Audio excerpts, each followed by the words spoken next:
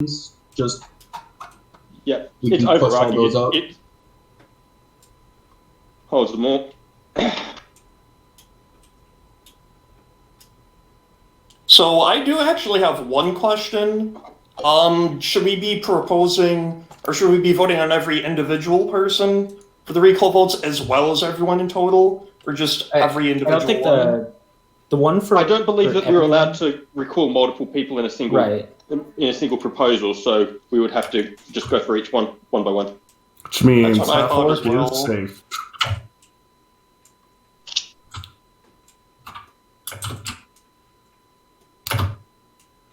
However, to give due process to the proposals, no matter how bad faith they are, they should be read, censored if need be, though. Yeah, I was actually gonna bring up the fact that a couple of words that we are aware of are definitely gonna need to be censored. Right, even to just abide by Twitch terms of service. I mean, Yep. again, if a proposal is literally just death threats at people, I don't think that is worth the time of day. Agreed.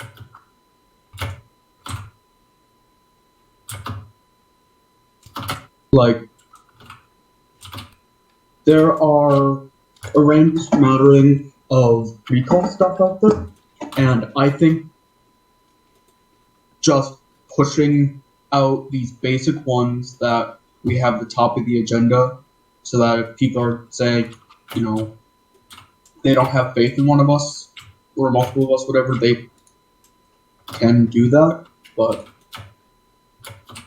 I mean, more than anything, it's an integrity thing on our part, right? Yeah.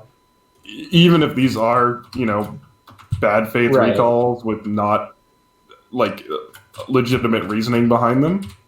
Due process. That's by our constitution. It looks bad if we're we're just gonna... Because then it's okay, well, do they just say that every single recall vote against them is not legitimate and then just never push it to the community? We can't do that. Well, here's an example. Just, obviously I'm jumping right to one of the worst ones immediately for the example. V33-1H. You know what? We could just say, hey, this is a proposal to remove Rawhawk. There's a lot of explicit and language in it. We encourage people to go onto the site if they want to read it in its entirety. And we think that the proposal's in bad faith for, reasons that you can read without actually explicitly saying what's in it. You know what I mean? Yeah, I wouldn't even feel comfortable saying that out loud. Even if there weren't terms of service. Yeah, I definitely agree that, not speaking, this one, this is an example out loud, is a very good idea. Right.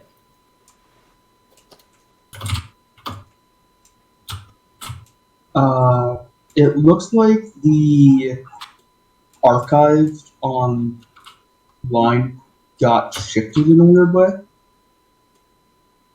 I'm looking at it via the archive right now just because of the fact that the push proposal 1 on our Discord channel just isn't complete. Yeah, I'm saying, the first column seems to be shifted off by 1. First column? I'm trying to see where you're looking. So if you scroll all the way down, the most recent proposal doesn't have a listing on it. Has no code. Yeah. And its code is actually pushed up to the one before it. Oh. I think those were both made by the same person, weren't they? Is there a function that just causes that to happen if proposals are... No, they're not. Oh yeah, they're made a decent amount of time apart. That is very odd. And so if you look at the V33 one, the one that we're referring to is the one that's currently labeled PPWXS3,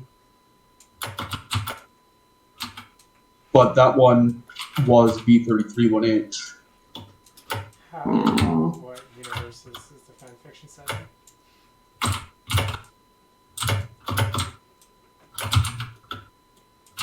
Hey guys, the Twitch chat says the stream is lagging. I can't really tell because I have the stream muted because I'm listening to it here.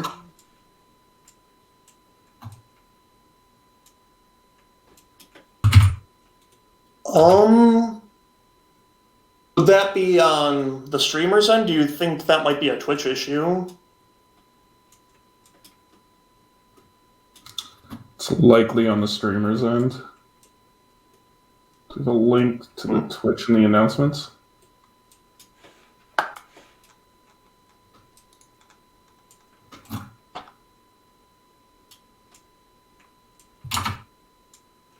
By the way, kind of a relevant topic here.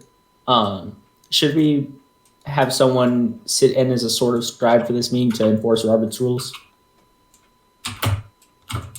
Zen I don't know did that. I don't know who we could get to do that, honestly.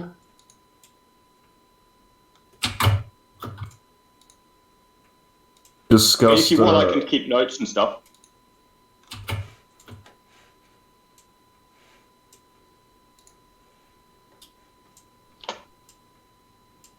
We had discussed having just nominating a chairperson to do it essentially. Yep, The chairperson doesn't keep notes, but they do keep Robert's rules.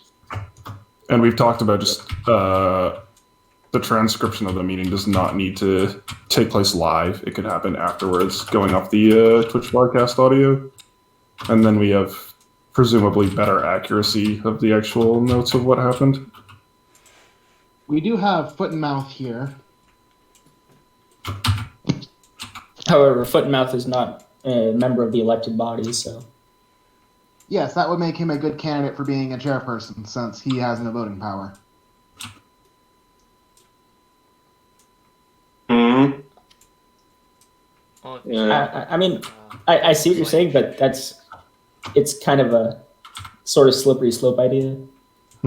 Yeah, I think it's probably best to just Outside of the have realm. one of us do it, just to keep the meeting in order rather than anything else. You explain it, it's like people swallow metals and then they get magic powers. Nominate not myself. Yes. I'm willing to do it if you guys are okay with that. yeah, I'd rather not. No, do this. no dissension here. No dissension from me either. No dissension from me either. No dissension. Okay. As a Let's final get note, started. Sorry, I just wanna go. what's the what is the Twitch channel? Here, I can link it. I think I was too embarrassed to ask that myself. But as a final note on bad faith proposal stuff, Oh, it's in general. There we go. basically Oh yeah. my thought on that is if it is literally just insulting people with no actual accusations, that's bad faith. Otherwise, if it is some form of accusation or just a strict, we should recall this person, that isn't bad faith and should be put forward. On relevance, I'd like to say that I don't believe there are any. Well, as far as I can tell, there aren't any bad faith proposals in the agenda today. I mean, other than Count 595TQ. Other than the obvious, no, I don't think so. Yep, and at least 595TQ doesn't have any explicit language in it. Right, so I think we can just begin discussion and voting for Yep. those ones. So let's start on 595TQ. Talking about recalling Rawhawk. I don't know if there's much discussion that's required here. Basically, the discussion is, do we consider this a bad faith proposal? Are we allowed to? I don't believe we are personally. Hey, but- from what I've seen, the main argument has been about power grabs, but I seem to find those unfounded. Yep. That being I said, personally think that it's unfounded as well, but it could be from a lack of understanding on their part as well. I will say that if people are claiming power grabs, it doesn't help us at all if we're vetoing our own recalls, if that makes sense. Yeah, I the co- go ahead. Sorry. Okay, so basically, as I see it, the Constitution doesn't give us the power to veto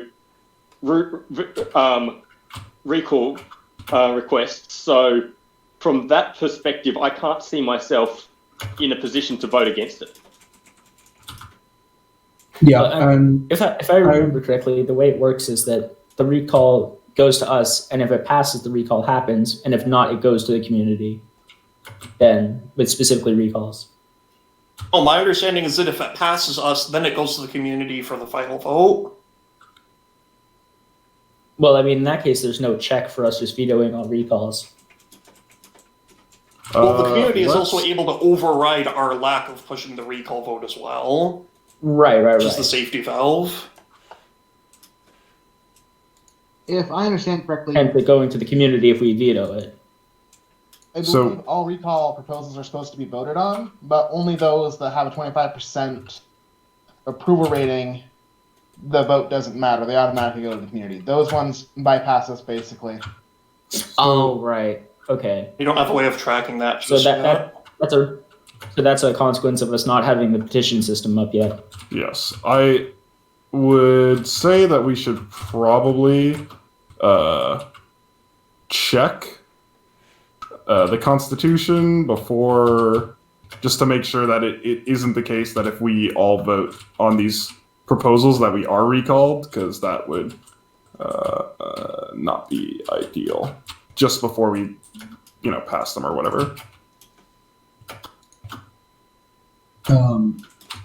I know that Cordialis was saying that some people have approached them with some concerns, and I never got any further follow-up on what those concerns were.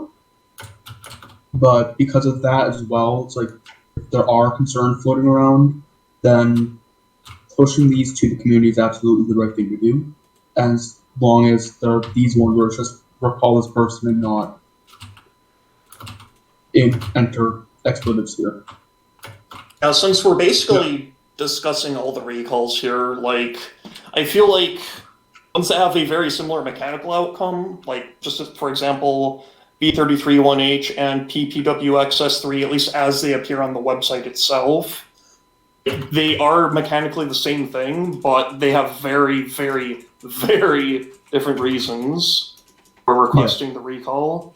At the moment, I believe we are only discussing 595TQ, though. My apologies. So, I mean, again, in terms of just the integrity of the format, I think we're obligated to push these to the community. If at a later date we want to propose something that actually requires recall votes to point to some kind of specific constitutional violation or something like that, then we can. But as it stands now, I think just as EAs, it's our job, regardless of the reasoning behind it, to push these through to a community vote. I do have concerns with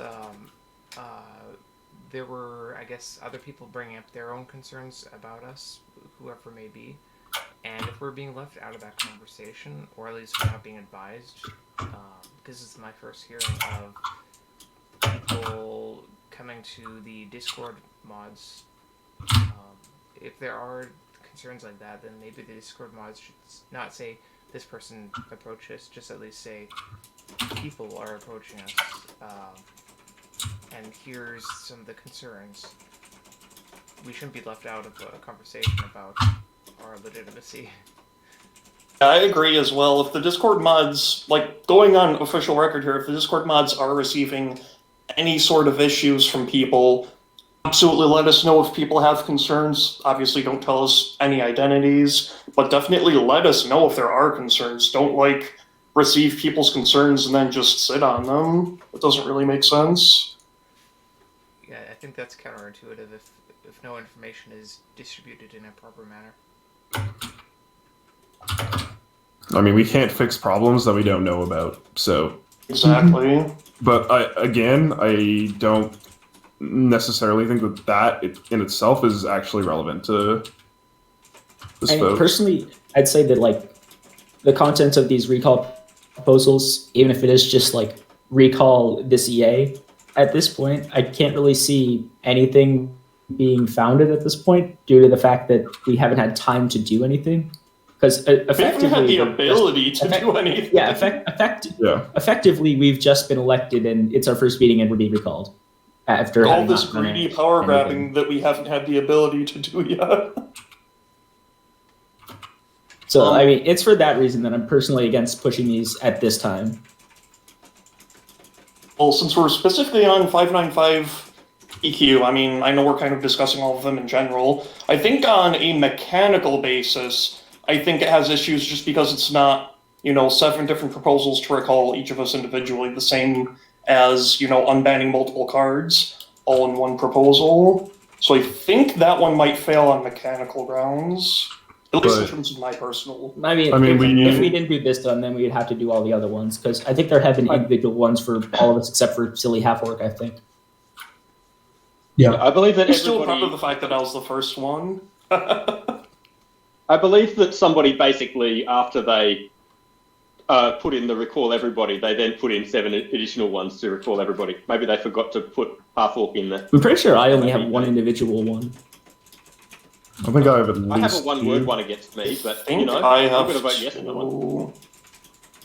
The one that just says Mechas? That's right. I have one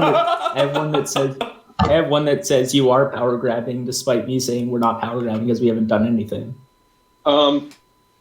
Regardless, we should probably we should probably either move straight to voting, or unless you've I don't really see that there is much more to discuss here. That's the thing.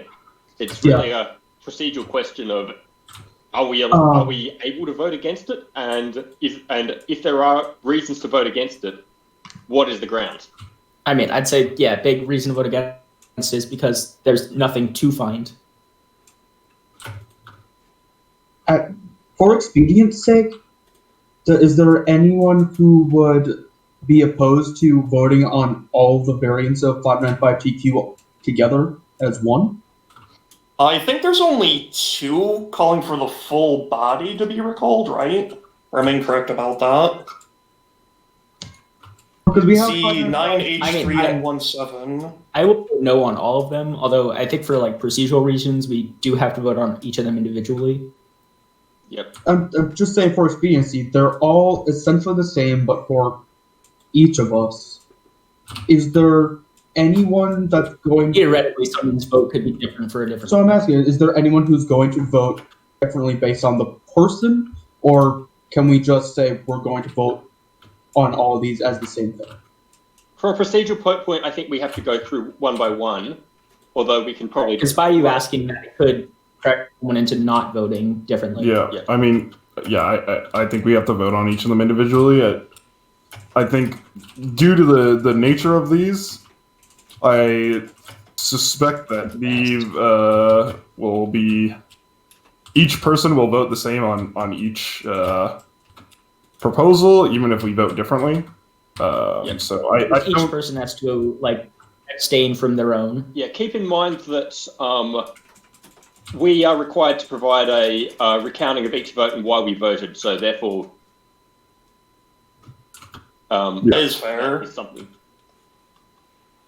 That's So- in 10A. 410A. Just. Should we do the recalls by the individual being called on to be recalled? Should we just do them chronologically? Let's just do it down the agenda. Yeah, down the agenda. Okay. The current one being discussed technically on paper is an exception to that rule then, if I'm not mistaken. No, it's Since just we're on it Administrator already. Warhawk, I believe. 1 second to scroll through the list here. Well, okay, so you have worked. The problem with I thought the one they were discussing was one to recall everyone. yes, but it's being split into 6. I will be. But yeah, the thing is, if we throw this on mechanical grounds, then we got to bring up the other ones. Okay, so should we vote on the one that's everyone in total, and then move on to the individual ones then? Or we just. I think for simplicity's sake and for avoiding some of the bad faith name calling and things, we can just say there has been duplicates of some form of recall for all of the EAs. Right. And so by just taking this one as the umbrella for all of the recall for all of us, we can then clear out all of those because they all mechanically end up being the same thing. Or are we Someone just was gonna basically voting on 7 individual proposals to push to the community? Right. Then? Okay. Yeah. And why I was proposing, like, unless there's anyone who thinks that there's a specific person that should be recalled or shouldn't be recalled against everyone else, that we just, instead of saying, all right, do we all say yes on this, spend 30 seconds to a minute on each of these, just get it all done in a minute. It would probably But be we do fast. have to vote by going down. We can't do lack of Okay. extension, I think. Is it okay if I start calling votes? Yes. Okay, so 595TQ, recall Rawhawk. Can I get a vote from Rawhawk? That's an abstain, right? Should we really be voting on our own, or There's no rule against people- it. If for it's your good own, you should. form, but I think the expectation is that you're abstaining from your own, though it's not a requirement. Right. It is a requirement Xenagos? to abstain from your own proposal. Oh, okay. Yeah, the Constitution implies that Sure. the other 6 EAs vote on it. It's 4-2 is the pass metric. okay? Xenagos? Right. I'll be voting yes. Also, to be clear, we are voting is it to possible? push this to the community, not to actually record. Correct. Yeah. correct. Arkle? I'll go ahead and push this to the community. I'll vote yeah. Wombat? No. Ammo? Yes. Shashir? I vote yes. I'm going to abstain. And Tea Leaf isn't here. Cool. And Tea Leaf doesn't get a vote regardless. To abstain. So that passes with a 4-2. so that passes with a 4-2. Cool. Next. Recalling Shashir. Ooh. Rawhawk. Nay. Xenagos. Yeah. Halfhawk. No. Wombat. No. Ammo. Yes. Shashir. I will abstain for form's sake. Yep. And I'm going to abstain on this one. I'm planning on abstaining on all of them. All right, so the one recall Shashir does not pass. Correct. Xenagos. Rawhawk. I have to go get wine Nate? and snacks ready for the Drag Race finale. Xenagos is abstaining. Yep. Correct. I am abstaining. Halfhawk. Nay. See you Wombat? later. No. Ammo. Yes. Shashir. Yes. Yep, I'm abstaining. Next, myself. Let's do this. Rawhawk. Nay. Xenagos. Yes. Halfhawk. Nay. Wombat. No. Ammo. Yes. And Shashir. Yes. Sorry? Yes. I didn't get that. You're cutting Sorry off about the that, beginning there. I vote yay. Okay, thank you. Ammo. Rawhawk. Nay. Xenagos. Yes. Halfhawk. Nay. Wombat. No. Ammo.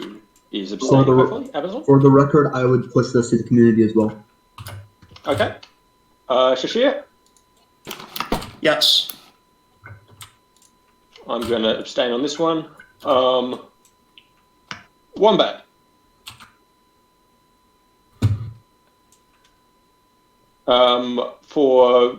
To recall Wombat, we have Rawhawk, Nay. Xenagos, Yay. Yes. Halfhawk, Nay. Wombat, Abstaining. Ammo, Yes. Shashir, Yes. and I'm abstaining. Finally, Silly Halfhawk, Rawhawk, Nay. Xenagos, Yes. Halfhawk, Can't vote. no problem. Wombat, No.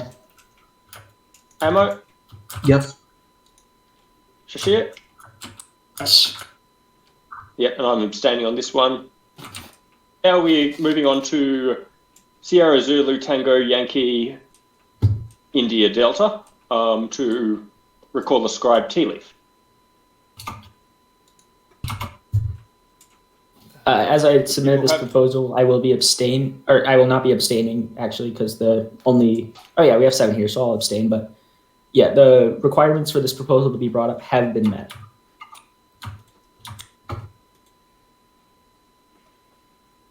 Does anybody want to make any statements before we move to voting?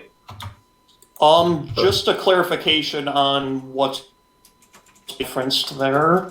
Let me see the specific section in the Constitution. If someone else beats me to it, they're free to chime in.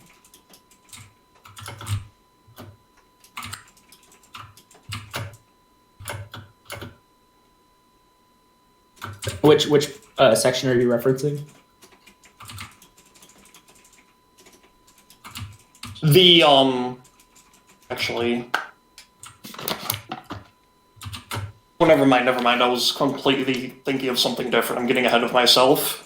No comment. No comments from anybody? I mean, we have.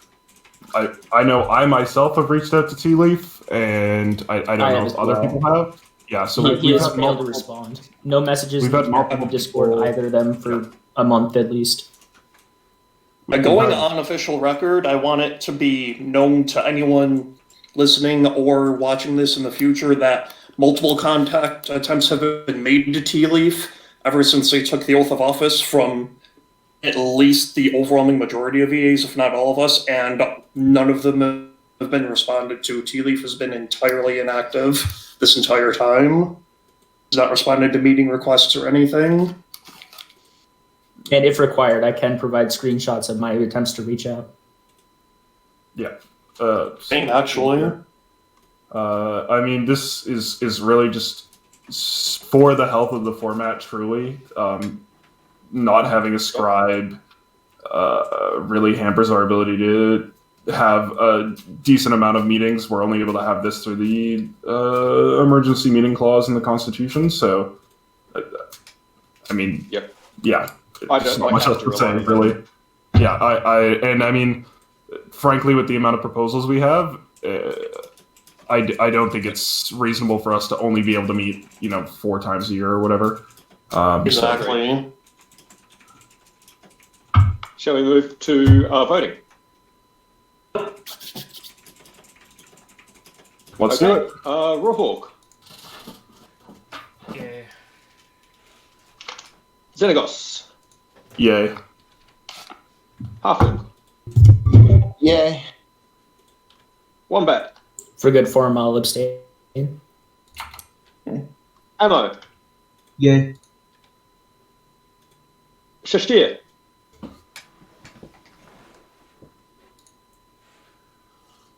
Shashir? We cannot hear you. I'm going to vote to the affirmative as well. Okay. You guys hear me Next, now? 5B. Yes, Yep. we can hear you. Yes, now. I can. Must be my microphone gain, I apologize.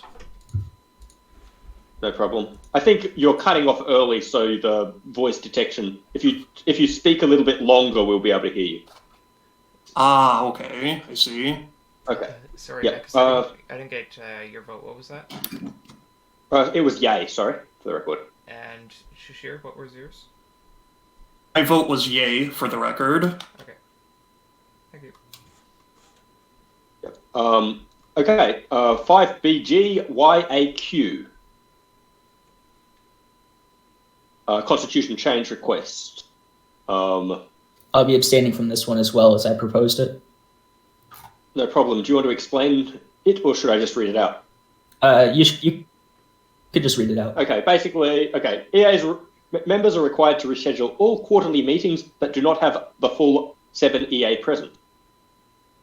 Remove that and replace with, in the event that that not all 8 members among the elected administrators and the scribe are able to attend a quarterly meeting, the meeting may still happen with the public written consent of all the absent parties. This can take the form of an announcement in the Discord service, a voice recording to be played at the start of the meeting, etc. Adding, in the event that one or more EAs are not in attendance at a quarterly meeting, the voting thresholds stay static for votes to push a ban list, update proposal, and 6 for a rules change or commence constitution amendment. Adding, accordingly, a quarterly meeting cannot take place if fewer than 4 EAs can be in attendance, and any meeting with fewer than 6 EAs present cannot discuss rule change or constitutional amendment proposals, as there is no possibility of them passing.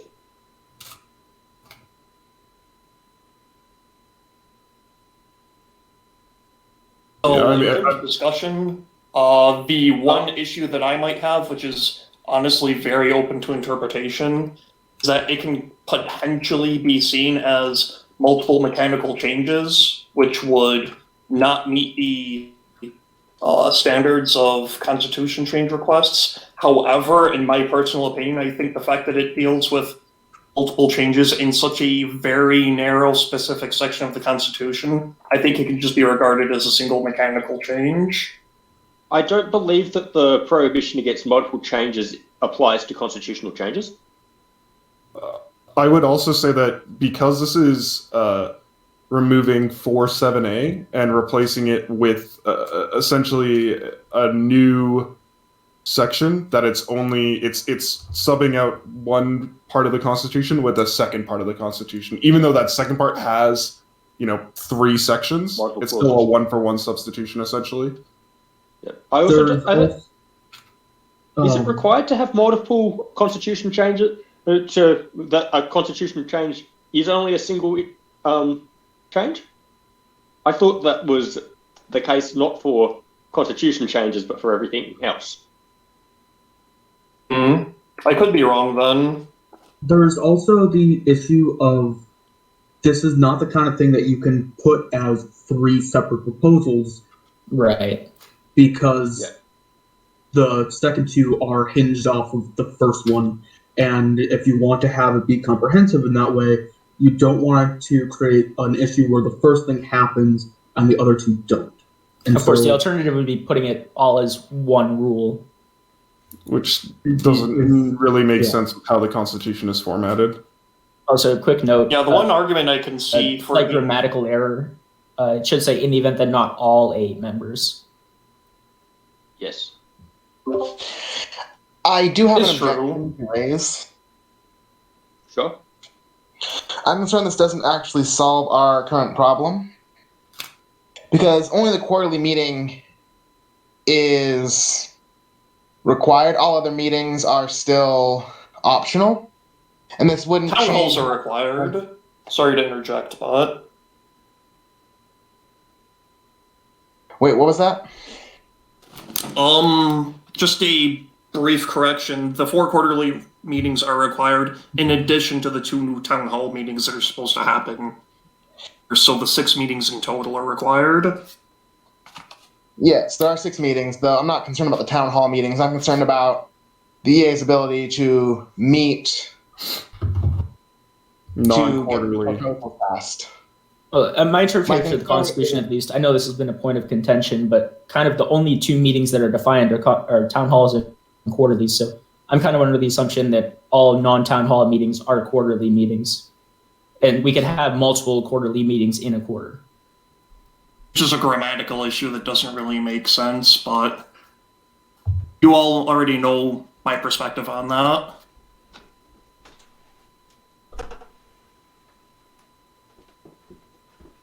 Right, so long as quarterly meetings are any meeting of the EA body to vote, then this would solve our current problem. But if it's not the case, then we would run into trouble where you could, in theory, have rogue EAs schedule a meeting that not everyone can attend, and then lock the format out from doing anything because they use the one quarterly meeting, which has to happen. That's why it's saying that it can still happen with public written consent of absent parties. Right. So there's no room for a rogue meeting to happen. If a meeting happens without the consent of the absent parties, it is not a legitimate meeting.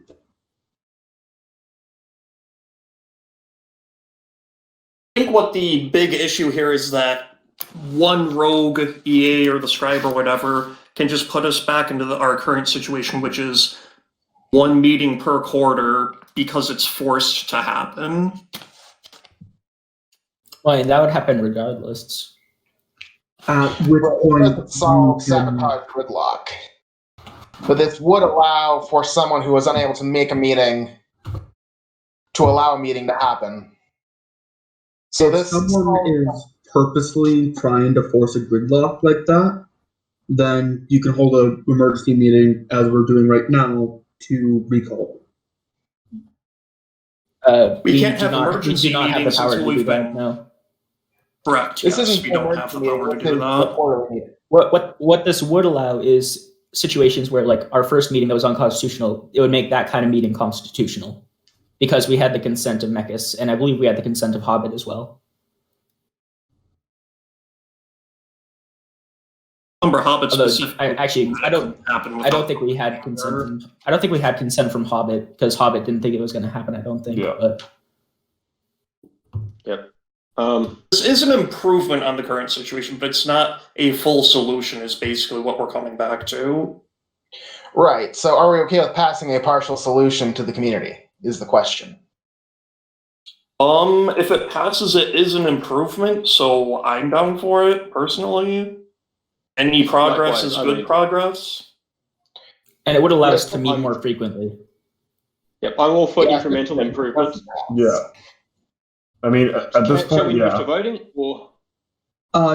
Does anyone feel that this is lacking in a critical way that to push this would weaken things? No. Not necessarily, because there can always be another proposal later that completely fixes whatever weaknesses this one may have. Yeah, I'd rather us push something that that is an improvement rather than waiting, potentially until the next quarter to have another emergency meeting to be able to push something that is quote unquote like the perfect fix. It's not perfect, but again, it will allow us to make it better way more easily than not doing anything.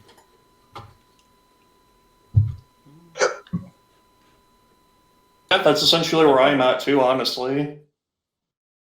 Okay, let's move to voting then. Voting on 5BG, YAQ, Rawhawk. Sorry, let me pull up the webpage to record this. Yay. Xenagos. Yay. Halfhawk. Yay.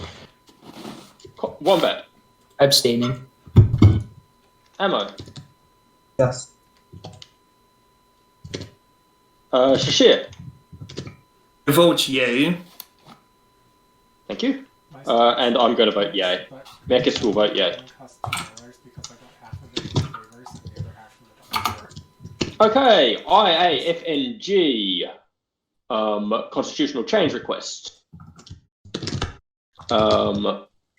Appointment of an interim scribe.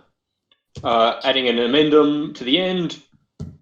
whereas in the interest of a functioning governing body of the format, whereas it is fundamentally important not to allow the inactivity of a single member of the governing body to put undue strain and paralysis on the functioning of the format, whereas the timeframes outlined within Section 3 of the Constitution of the Captain format would put undue burden on the Captain community. Be it therefore resolved that following the election of a scribe by the community, the scribe will appoint one or more willing interim scribes. These appointments shall take place no more than 5 days after the oath of office is signed by the elected scribe and be made immediately public. Should the scribe fail to appoint an interim scribe, there's a spelling error there. I'm assuming it says scribe. 5 days after the election, the responsibility falls to the EAs, triggering a special meeting of the EAs to choose one or more, requiring 6 affirmative votes each. To choose, I'm assuming it says to choose one or more interim scribes, correct? Do you know who the proposer of this was? These votes are to be made immediately public. A special meeting will be hereout defined as a meeting of the governing body with the sole purpose of resolving a singular issue where occurrences can only be triggered by an event and cannot be requested, or special meeting details will be immediately made public.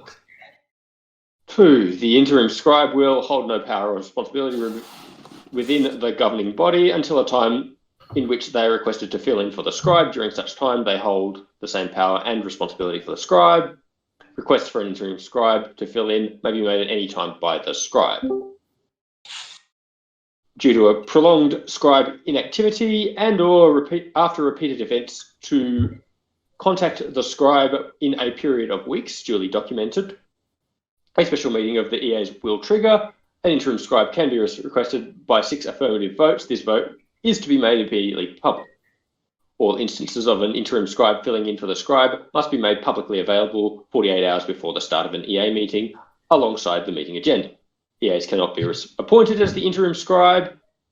If the scribe is to be recalled or step down from their position, an interim scribe will automatically fill the position until a new scribe is elected. If there are multiple interim scribes willing and able to temporarily fill the position of an outgoing scribe until a new one is elected by the community, a special meeting of the EAs will trigger. The interim scribe with the most affirmative votes will be selected. Any tied votes will require runoff votes until consensus is reached. All voting will be made immediately public. If at any point the number of interim scribes fall to 0 and are unable to fulfill their responsibilities and resign from their position, new interim scribes will be appointed by the same process outlined in Section 1A of this amendment, no more than 5 days after their resignation is apparent. So before we actually start discussing it, I'd like to just go on record thanking you for reading that giant. We all appreciate it. Indeed. Thanks. I'd just like to go on record that I think that this is actually more long-winded than it needs to be. And it's, to be honest, harder to read and understand than something that would be a bit shorter. Okay. While I agree that an interim scribe position is probably a good idea, I think that it doesn't need to be this long.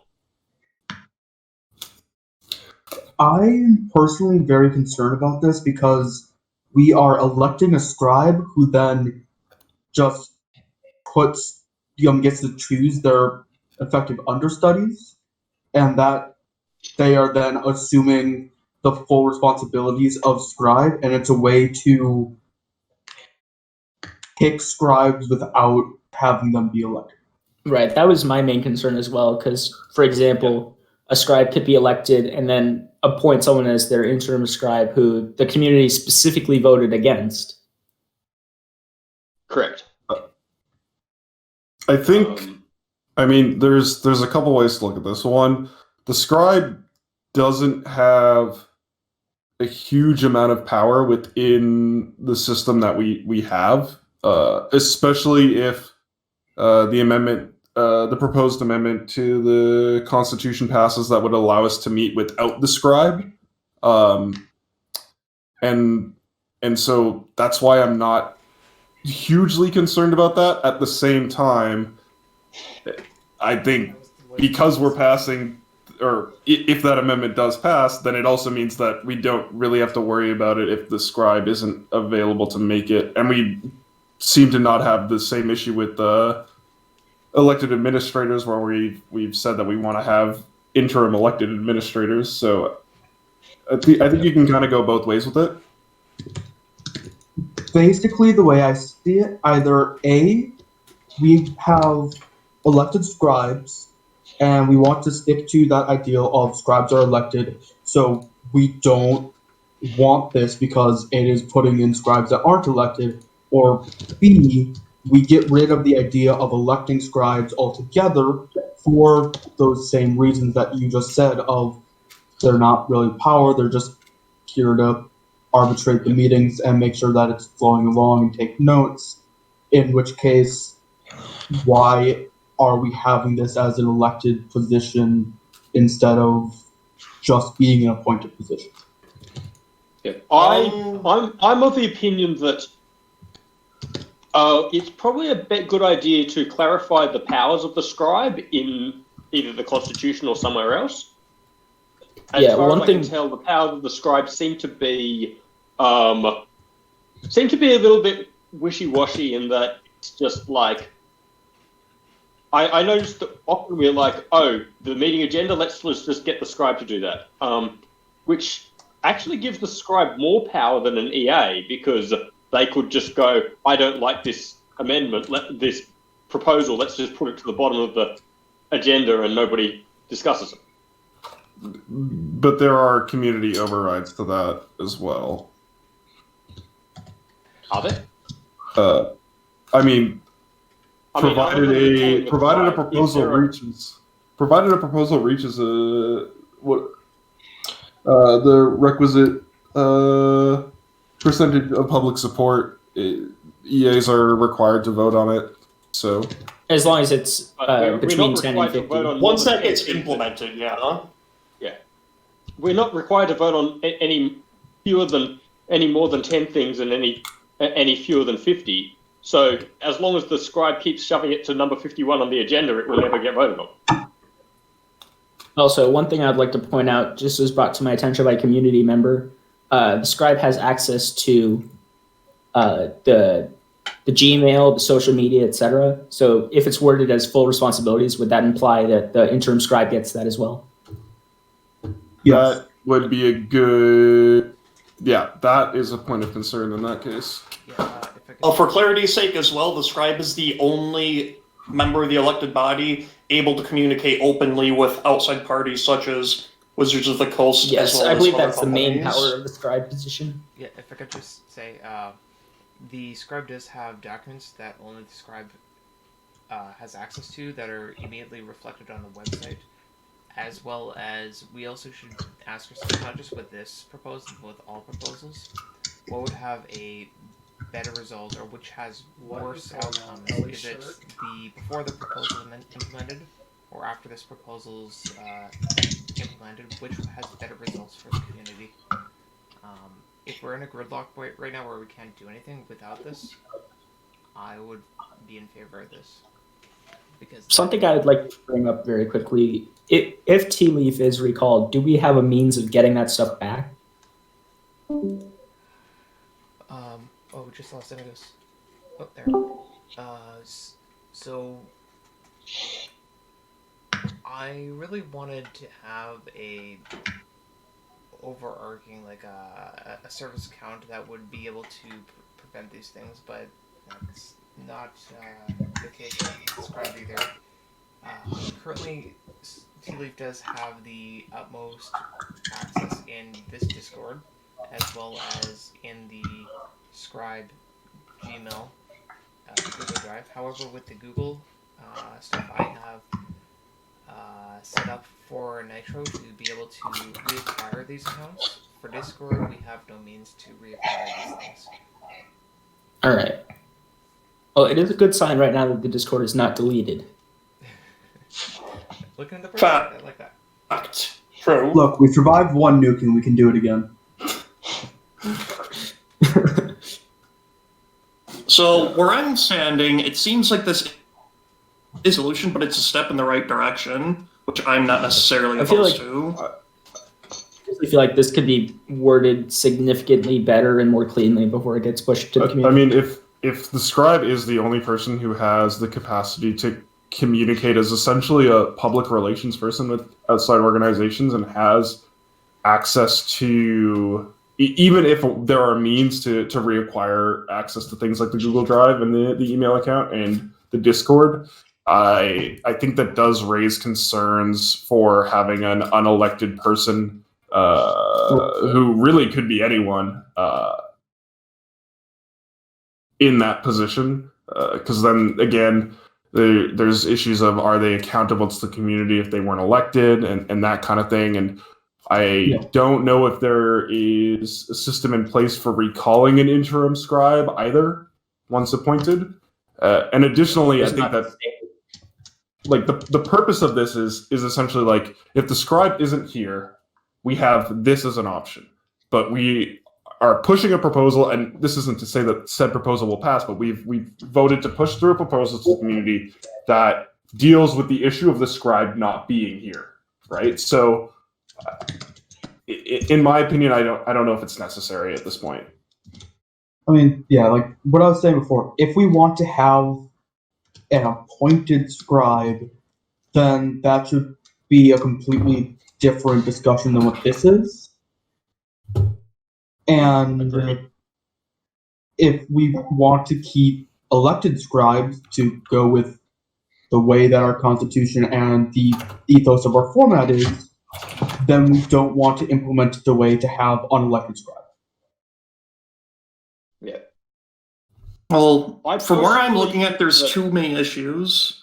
One, this proposal will help with continued functionality of the format, especially if the amendment that we've been talking about on and off doesn't pass. And B, there are some valid concerns to be made about the interim scribe being chosen in an undemocratic fashion. However, I think the multiple fail-safes involved with that, not have the scribe not exploring the possibility of an interim scribe during the entire election process, as well as the first 5 days after they take the office, it just seems unlikely enough to happen that it shouldn't come up very often anyway. And I think those safety valves are valid checks to prevent concerns of undemocratically appointing an interim scribe, at least in my opinion. I mean, we're saying that it's unlikely to happen very often, but we're currently in a situation where, like, we don't have a scribe, right? And I mean, this is also like, so far we are 2 for 2 in electing scribes, and then having either them resigning or going kind of absent without leave, right? So I think it's hard to be like, oh, it's not going to happen that often when it's essentially happened 100% of the time. Not that like Hobbit disappeared or anything; they were just unable to commit to the responsibility of being scribe, which is totally reasonable. But you know, given how often it's happened, I'd be concerned about kind of going or making the argument that like it's unlikely to happen again. I do agree that it's a non-zero possibility. Just from where I'm standing, I think the safety valves involved are sufficient, although obviously everyone's opinion on whether or not they're sufficient. I actually disagree with that in the fact that it's a non-elected person and it's giving a fair bit of power to someone who's not elected. I'd personally be more in favor if it was something along the lines of the second place in a scribe election becomes interim scribe or something along those lines, assuming there's multiple candidates. Or if it was like a vice presidency type thing where they are on a shared ballot.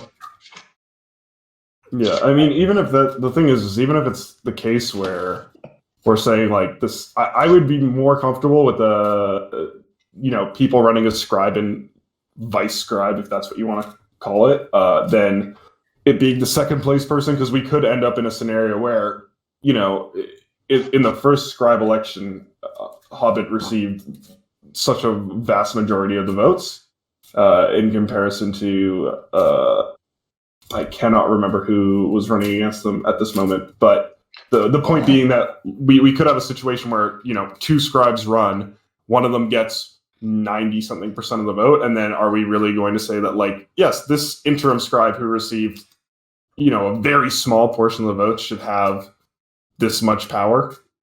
I don't know. So, way back in the day, that's actually how the American presidency and vice presidency worked, and it was a very, very awkward system for very obvious reasons.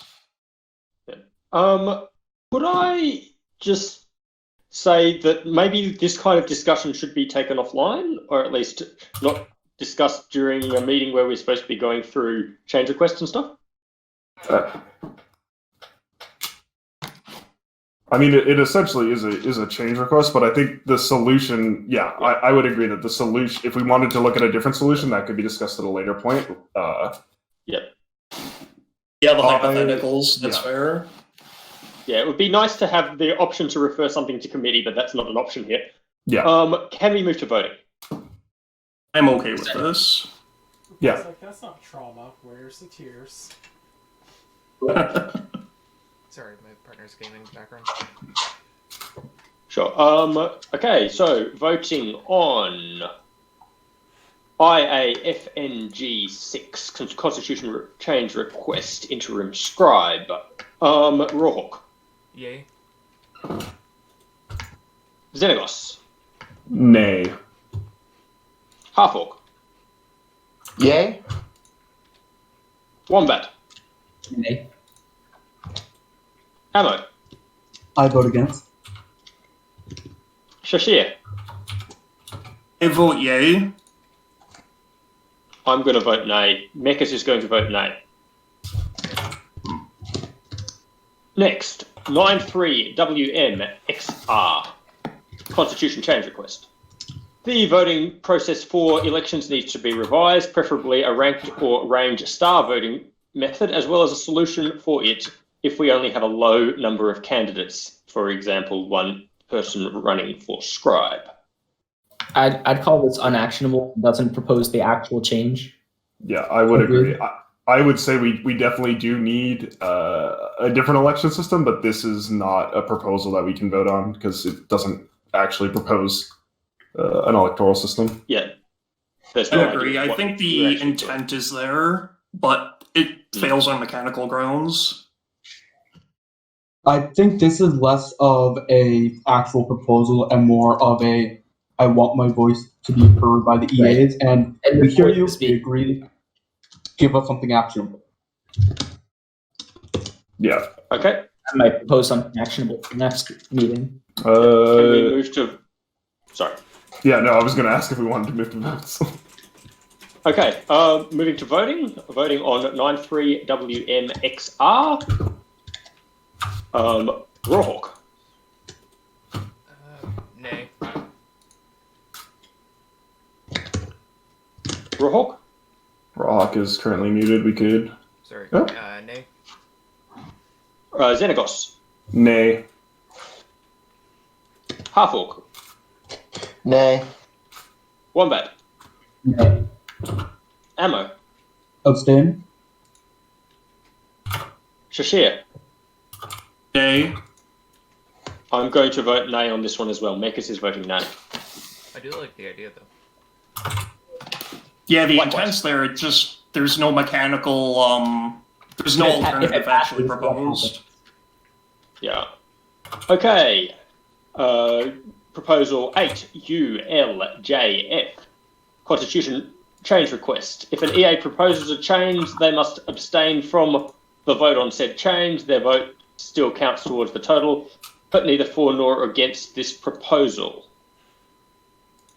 Didn't we have a discussion once upon a time about abstentions basically being yays or nays depending on the scenario anyway? I believe yes, we abstains did. are counted as nays. They are, with the way that the voting system is set up and needing a base amount of yes votes, not a percentage of yes votes, any abstention from a vote essentially counts as a nay for practical purposes.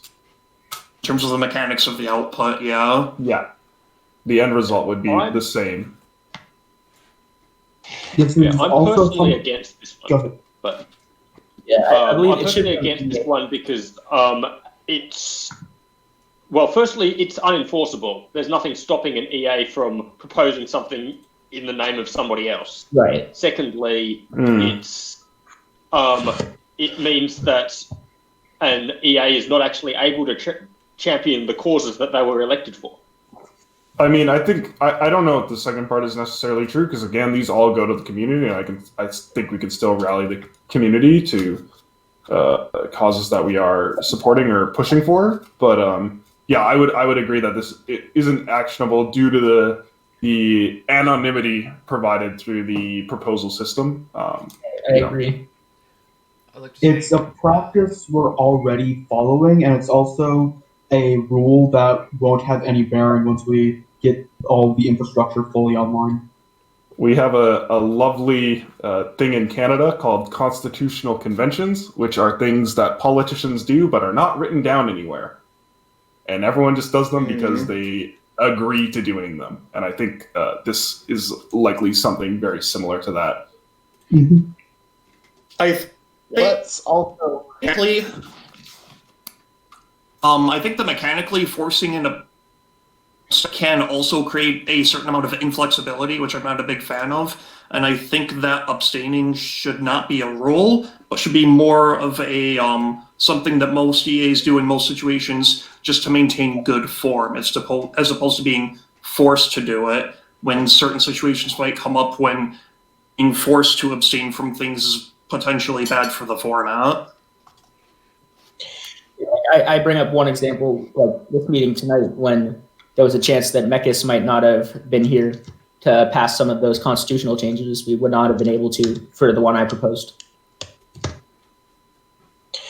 Yep. This is mechanically broken since there's a set threshold in the Constitution for votes passing.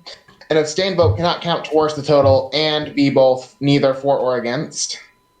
Just the way the Constitution is set up. So this would require us to change the Constitution. It does not want how to change how abstains work. So it's not even an actionable proposal, unfortunately. I do like it because at least because the EA is just a paper pusher. We only push the masses' wants and needs to the community. I like the idea because it takes away from the EA and forces them to do their own job.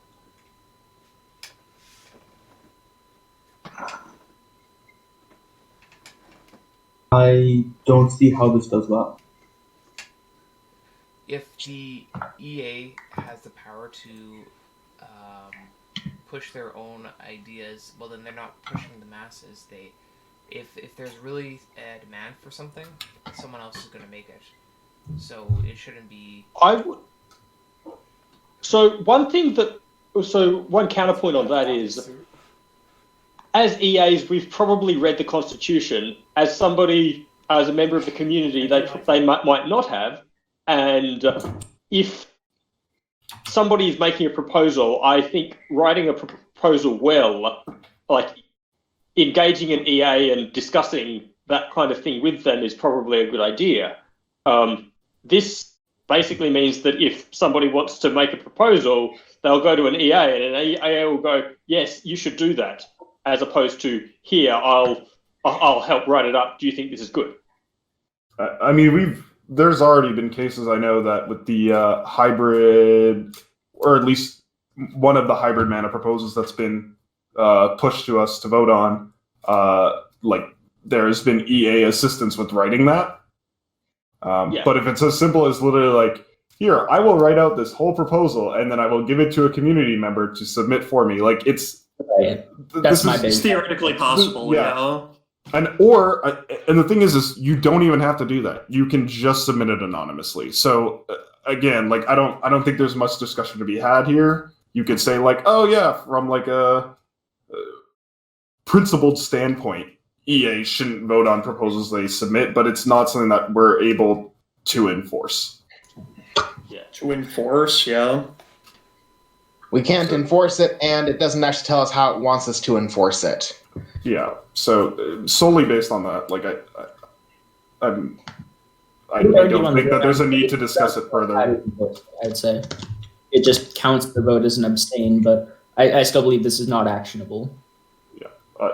I would like to see if we want to move to a vote on this. Yes, no problem. I'm willing to. Rohawk. Voting on 8UL JF Rohawk. Yay. Xenagos. Nay. Halfhawk. Nay. Wombat.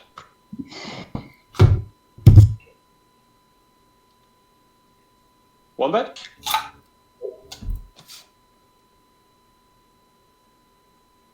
Wombat, sorry, I'm not We clear. can't quite hear you. Nay. Ammo? Hear me? I vote against. Well, We is got it that time, all that. Shashir? I vote nay. I'll vote no on this one as well. Next, KGRUVE. Constitution change request. It might actually be a rules change request, I'm not entirely sure.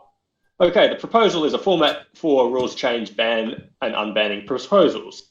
The rationale is that rules changing, bannings and unbanning should undergo a measure of thought before they are made official, requiring a degree of consideration both in the wording of the change and in the effects of the change will enforce some measure of thought.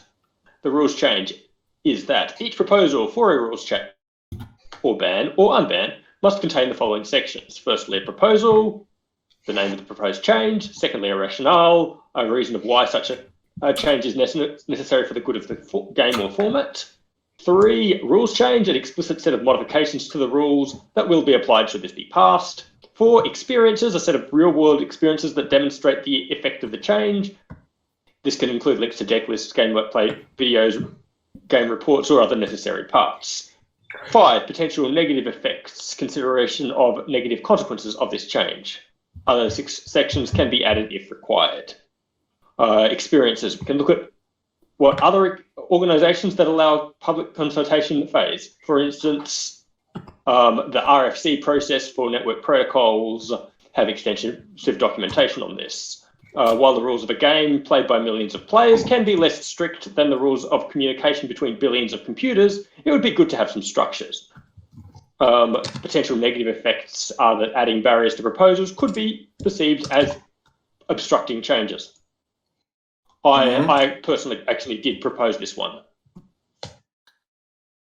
Well, I think your heart's definitely in the right place. I'm not sure if I like the proposal mechanically, though. Fair enough. I agree with Why that. Yeah, what are the In particular, Clause 4 could be difficult for some people to find data for as well. I think having this as a guideline as suggested for proposals is a very good idea, though. I don't necessarily think it should be a hard rule, however. Right. I mean, Like, you should call a rule non-actionable because it doesn't have a rationale behind it. For example, if someone proposes ban Soul Ring, we can kind of infer why. I would argue that we should never infer anything. yeah, That is a fair point. But I would argue that if somebody proposes ban Soul Ring, they should at least play some games with Soul Ring.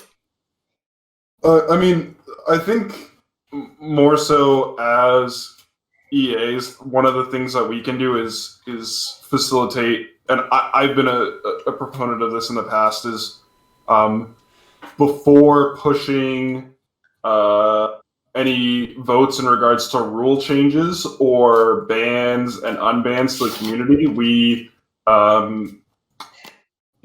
find a way to like actually test said changes. So if we want to say, I mean, I'm just saying this because it is a proposal, is like if we wanted to unban Emrakul the Aeon's Torn, that we could set up within the community, within ourselves, or in some way a couple test games with that card in it, and then see what the effects end up being. And then we can, in the community votes, we can be like, okay, here is some test gameplay with this change enacted, just so you have the ability to look at that.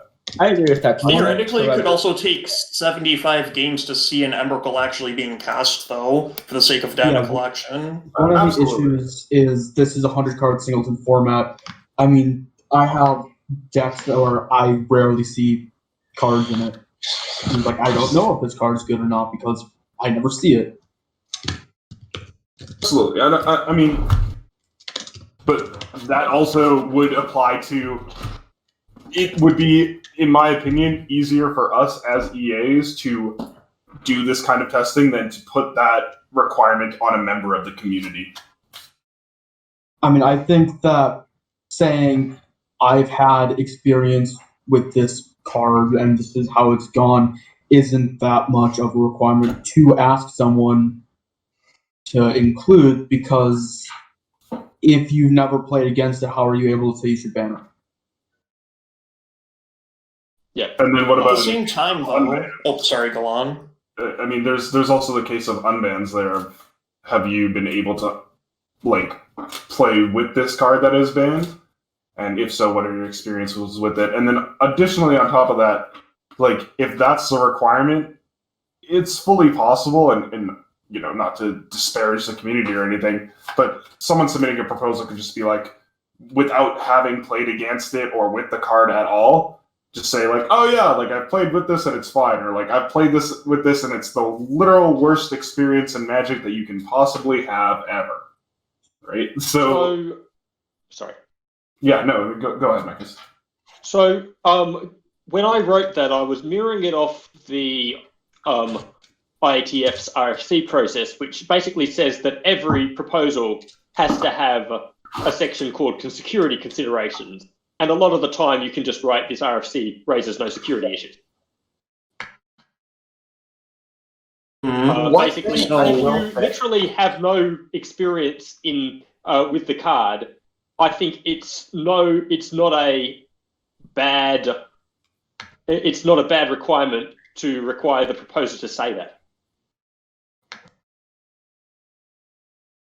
I can kind of see that. I think that parts of this are actually pretty good to have as like actual hard requirements, like number 1 and number 3 for me specifically, at least. I think those are actually a good idea to require, but the rest of it, at least in terms of my personal opinion, I think that it's a really, really good idea to have those as a guideline, but not necessarily as a hard rule. Like for instance, number 2, I can say ban Soul Ring.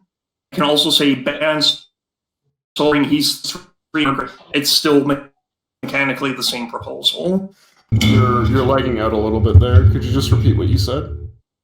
Sorry. I was saying that I think number 1 and number 3 are good ideas to have as actual requirements. However, this proposal doesn't call for just number 1 until 5. I think having number 2, 4, and 5 as basically guidelines and saying like, hey, if you can include these, that's definitely preferred, but it's not required. I think that's the optimal solution. Not to have them as a hard rule. As I envisage this, it's probably going to just be, rather than having one box on the web form, we have 5 boxes. And if people just want to leave them blank, we'll put something very short, like I haven't playtested this, would satisfy the requirement. Orky, out of the floor. Mm-hmm. I will say that as the proposal system gets to its full implementation, we should naturally see the proposals improve in quality as people will vote on them, and they'll vote on proposals which are better structured and have a higher likelihood of passing. So I think this is a short-term problem that doesn't necessarily need a solution at this time. Also, there's a mechanical problem with the proposal where other sections can be added if required. There's no method to add these other sections, which is a concern for passing the proposal. What do you mean? Well, in the proposal, it says other sections can be added if required, in addition to the proposal sections it lists. And since there's no method to add these other proposal sections, it suggests there might be an implementation method there may not actually be. For instance, would the webpage have to have 10 sections to allow people to fill in the additional 5 if needed? Can the EAs just add new proposal sections without oversight? Is this a committee that adds these new proposals? anybody who adds a proposal can add additional sections in addition to those 5, just because there are 5 that's sections. what that section means. Okay, I understand that. Yeah, so Okay, basically that those makes 5 are the ones that must be there. You can add extra ones if it makes your proposal more attractive. And know you have the floor. These 5 points are the things that I'm really, really trying to push for when it comes to people having bans and unbans. I think that someone saying ban Sol Ring or saying ban Sol Ring, here's my actual rationale because of this is the way that it affects games, that is a mechanically different proposal because giving the reasonings for things changes a lot of the meaning behind it. While at the end of it all, it is the same of, well, are we banning Sol Ring or not? Giving those reasons is so very important to having everything work. And I really want us to get to the point where we're able to point and say, these are the reasons that these things have happened. After every one of these meetings, we're supposed to say why we voted the way that we did. That's us giving a rationale for it. Having people put the rationales in. I yield the floor.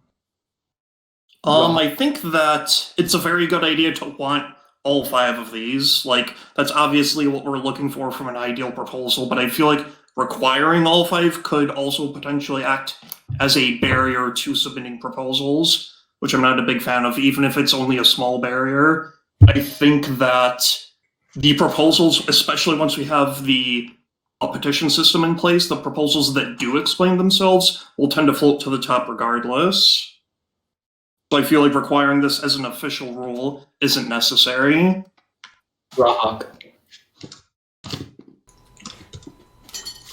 I would like to say, I like the idea where this is going, and I think I have a little bit more of a wordy response or wordy proposal just like this one. I think we do need to at least set some sort of ground rules as to the bare minimum that people can provide up to a maximum of what they can provide. Or actually, maybe there should be a maximum, but there should be like at least something we can go off of. So I kind of like this. I don't think it's actually specific enough, but I do like the idea of it. That was some solid choreography. I mean, I would like, people's proposals to be more than just mechas, for example. Yeah. I do concur with that. I think that a preference should be a hard rule, though. I mean, I'm probably a broken record at this point, but I feel like the good proposals will tend to be asked to the community more frequently, as well as voted on positively by the community more frequently regardless. This kind of seems like an unnecessary mechanical like a way of constricting people when it comes to submitting proposals. I do agree that all 5 are definitely good things to have, though. I just don't necessarily like it as a hard requirement. I mean, I think that these are not that hard to give, and that asking that bare minimum isn't asking that much of the community, and that even going to the proper petition format of things, having these minimums is going to make all the proposals get put in better, and it's going to help weed out some of the meme proposals, because a meme of ban Stormcrow is a lot easier to put in than proposal ban Stormcrow rationale. It'll be funny. Rules change. I have to put in how we'd actually put in banning Stormcrow. At that point, it's getting like that's a lot of effort for a small joke, but it's not a lot of effort for actually putting in a proper ban request. Well, this is true. The introduction of the community popularity for proposals would also solve this problem. And yeah, I don't know. I'm sure that a lot of people would go lol ban Stormcrow, but.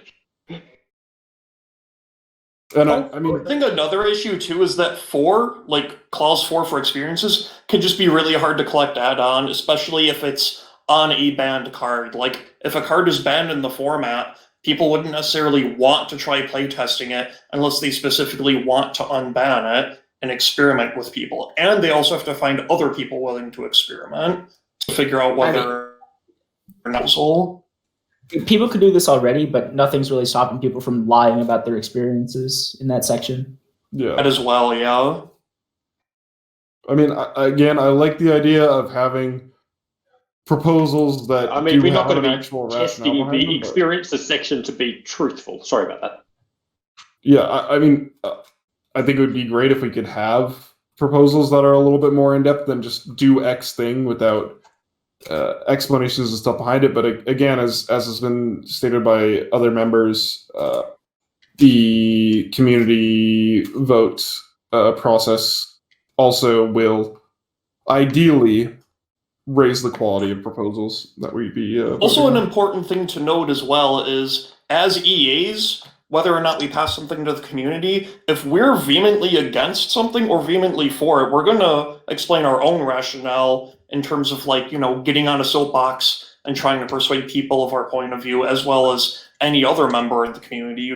Say if there's a proposal of just ban Soul Ring, 5 people might start talking about how they think that it should be banned while it's, in the voting process, and 5 other people might talk about how they think the opposite. I think, go on. Sorry. So, as far as I can tell, the EAs don't actually have that much power as to decide whether or not something goes to the community. The main thing that we're doing is working out whether or not, if it does pass, it's actionable. Correct. And I think that if we can encourage people to format their proposals in such a way that they are actionable, then it will mean that we won't be voting against as many proposals. Yeah, we have 2 main roles that we're playing. Sorry. We are acting as a gatekeeper against bad faith proposals, where there are proposals of people literally just trying to harm the format. And we're trying to make sure that these things are actionable proposals. By putting this in, it gives us more ability to look at a proposal and go, is this actionable? Is this bad faith? Well, the proposal itself should decide the mechanics of whether or not it's actionable, even if there was nothing explaining the rationale behind the proposal, at least in terms of opinion. Yeah, 1 and 3 are fine in my book, but it's the 2, 4, and 5 that should not be required, in my opinion. They should. The question is, 2, 4, and 5 go towards the bad faith side of things. If you're putting in your rationale behind it, if you're putting in your experiences behind it, if you're showing that you're thinking about potential negative effects from your change, then we can look at those to help determine, is this a bad faith proposal or not? At the same time, a good wordsmith can do everything in their power to draw your attention away from the fact that they are proposing it to try to harm the format as well, though. And if a good wordsmith does that, we should be passing it, putting it to the community, and they should be voting on it.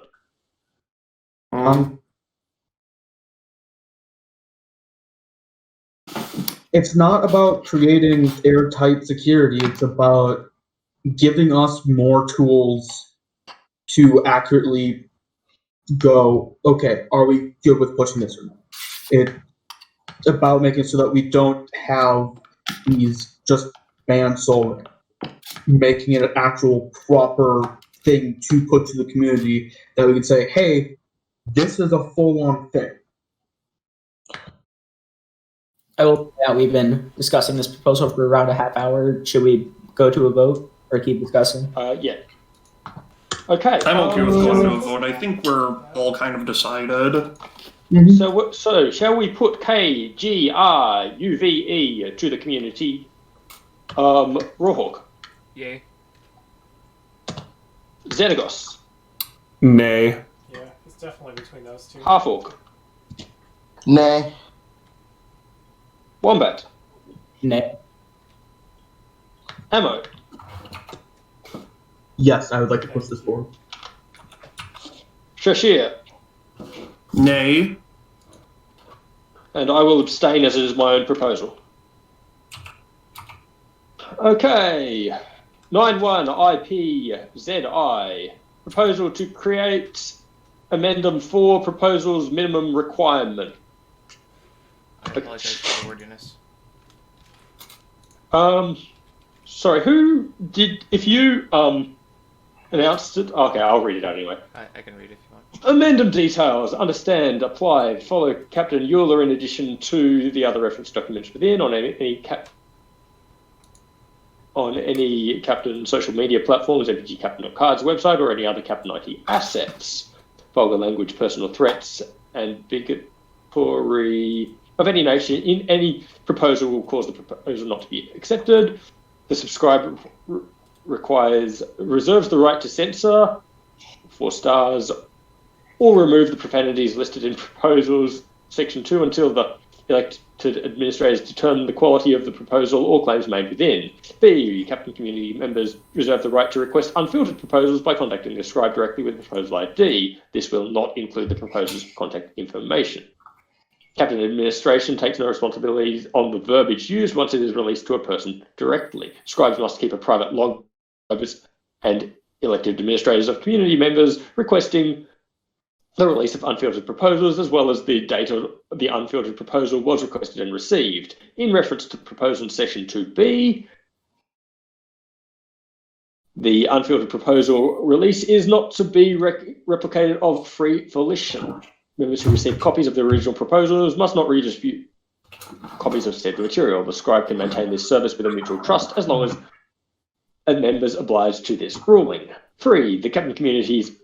If a Captain community member proposer disagrees with one particular section of this document, use the exact section ID of that particular section in this proposal.